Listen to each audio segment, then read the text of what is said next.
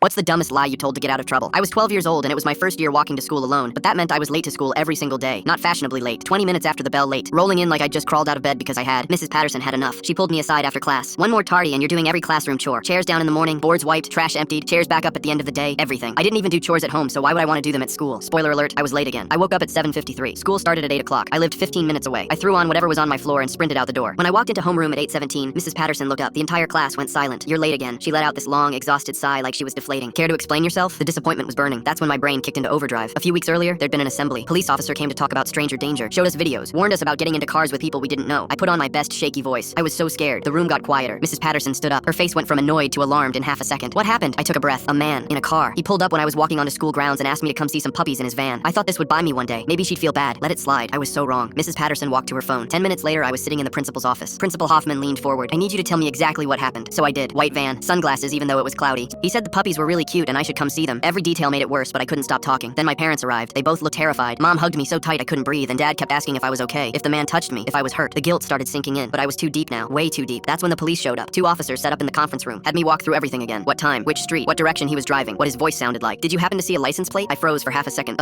Yeah, I think it was RIZZ 6 to 7. One officer wrote it down. The other squinted at me but didn't say anything. Then they brought in a sketch artist. An actual professional sketch artist sat across from me with his pad. I had to build this man's face like a character in a video game. I picked the nose, the eyes, the hair. I created a completely fictional predator while my parents sat behind me looking like they were about to break down. The police told my parents they were taking this extremely seriously. They were increasing patrols and notifying every school in the district. Then school got suspended for the rest of the day. Everyone sent home early. Everyone except me. Parents got automated calls about a safety incident near campus. I stayed in that conference room going over my story again and again. Bumper stickers, dents in the car, what kind of shoes he was wearing. I kept adding things. Fans smelled like cigarettes. I heard a dog barking. It was around 2 o'clock in the afternoon. I'd been there for 6 hours. My parents were exhausted. I was exhausted. Then one of the officers got a radio call. He stepped into the hallway. Came back 30 seconds later. We got him. My heart stopped. What? White SUV. License plate RIZ267. Close to the kid's description. Pulled him over 2 miles from here. I couldn't speak. My dad stood up. That was fast. We had every unit looking. He's 5 minutes out. 5 minutes. I had 5 minutes before some innocent person walked through that door because I made up a license plate that actually existed. I heard the car pull up outside. Doors opening. Voices. My mom grabbed my hand. Then they walked him past the window. Mid-30s. Polo shirt. Khakis. He looked confused and scared, saying something about needing to pick up his daughter. They put him in the interrogation room next door. The detective looked at me. We're going to ask him some questions. Then we'll have you take a look, okay? Through the wall, I could hear them. Muffled, but clear enough. Where were you this morning? Driving to work. I take Milton Road. You drive past Riverside Middle School? Every day. Oh my God. He actually drove past the school. My dad squeezed my shoulder. It's okay. Just breathe. But I couldn't breathe. This man had done nothing wrong. 20 minutes later, they walked me to the two-way mirror. He was sitting at the table checking his watch. Is that him? I stared at this completely innocent person. It's not him. You're certain? The plate is a close match. It's not him. My voice cracked. The guy was older, had a beard. Through the glass, I watched him put his head in his hands. They let him go 40 minutes later. As he walked out, I heard him on his phone. I'm sorry. I'm so sorry. I'll explain when I get there. I know. Also, I didn't have to do some lousy chores, but none of it even mattered because 4 days later, I was late again. I walked into what was probably the most secured middle school within 100 miles at 8:19. The new security officer waved me through. Mrs. Patterson looked at me. I stood there completely out of excuses, out of lies. She pointed to the storage closet. Chairs now.